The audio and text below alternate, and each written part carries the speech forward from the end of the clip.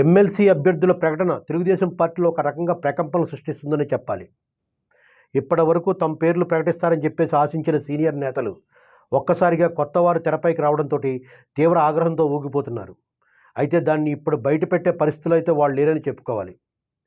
ఈ నేపథ్యంలో పిఠాపురం మాజీ ఎమ్మెల్యే వర్మ విలేకరుల సమావేశం ఏర్పాటు చేసి అధిష్టాన నిర్ణయమే తన శిరోధార్యమంటూ ప్రకటించారు.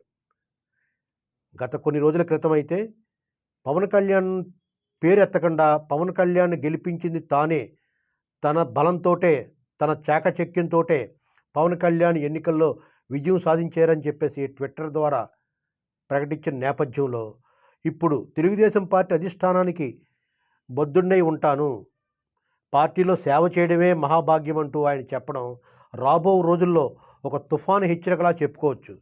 కొన్ని ఇబ్బందులు ఉంటాయి. మన అధ్యక్షుడు మనం ఒకరికి జడ్పీటీసీ ఇవ్వాలంటేనే మల్లగొల్లాలు పడతాం.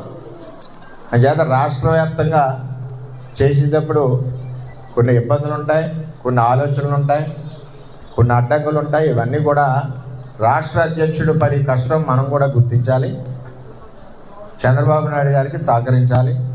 అంచేత మనందరం కూడా ఎటువంటి మనకు బోర్డు భవిష్యత్తు ఉంది.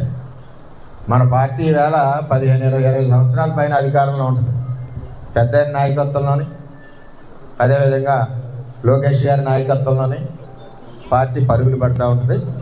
చేత దయచేసి మనందరం కూడా ఎప్పుడు పార్టీకి అండగా, చంద్రబాబుకి అండగా, భవిష్యత్ రథసారథి లోకేష్కి అండగా మనందరం ఉండాలని మీ అందరినీ కూడా మనస్ఫూర్తిగా కోరుకుంటూ, ఇప్పటికిప్పుడు వ్యతిరేకత చూపిస్తే పార్టీ అన్న సస్పెండ్ చేస్తుందా లేదా అన్న ఆందోళనలోని చాలా చాప కింద నీరులా ఈ ప్రకటన చేశారని తెలుస్తోంది.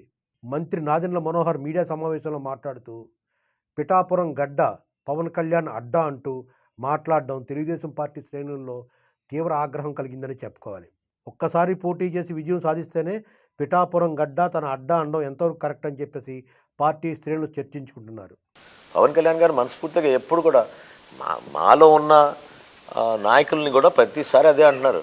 ఇదేదో వారసత్వం రాజకీయం అని ఎవరైనా అంటే చాలా పొరపాటు. అది పవన్ కళ్యాణ్ గారు ఎప్పుడు కూడా కోరేది అంటే యువ నాయకత్వం, కొత్త నాయకత్వాన్ని మనం ఎంకరేజ్ చేయాలి. ఎంతమందికి అవకాశం ఇవ్వగలితే అంతమందికి ఇవ్వాలి మన అవకాశం అని ఆయన నిలబడతారు. ఆయన ఇప్పుడు చాయిస్ ఇస్తే ఆయన పదవి తీసుకోరు, కానీ ఇతరులకు పదవి ఇచ్చే మనిషి ఆయన. కాబట్టి వర్మ గారి విషయంలో కూడా ఖచ్చితంగా ఆయనకి న్యాయం జరగాలి. ఆ విధంగా ఆయనకు గౌరవించుకుంటాం. ఆయన కూడా వాళ్ళ పార్టీలో ఉన్న అంతర్గత విషయం అది వాళ్ళు మాట్లాడాలి. కూటమిలో భాగస్వాములుగా ఆయన సహకరించారు. పవన్ కళ్యాణ్ గారు ఎలక్షన్ నిలబడ్డారు. మీ అందరం కూడా ఆయన గౌరవించుకుంటాం. మాలో ఒక కుటుంబ సభ్యుడిగా ఉన్నారు. ఆయన చాలా సౌమ్యంగా ఉండే మనిషి. అటువంటి ఆలోచనలు ఏం లేదు. ఒక చెక్ పెట్టడానికి అవసరం ఏముంది? ఇది పవన్ కళ్యాణ్ గారి నియోజకవర్గం. ఇక్కడ ఎవరు చెక్ పెడతామండి? కంప్లీట్గా ఇది పిఠాపురం అనేది పవన్ కళ్యాణ్ గారి అడ్డా. అది ఇంకా దాని గురించి ఆలోచించాల్సిన అవసరం లేదు. అయితే కూటమి ప్రభుత్వంలో ఈ విభేదాలు రాబో రోజుల్లో తారాస్థాయికి చేరే అవకాశం ఉందని రాజకీయ విశ్లేషకులు అంచనా వేస్తున్నారు. పిఠాపురంలో రాజుకున్న ఈ చిచ్చు కూటమి ప్రభుత్వంలో ఏ మేరకు అగ్గిరాజేస్తుందో చూడాల్సిందే.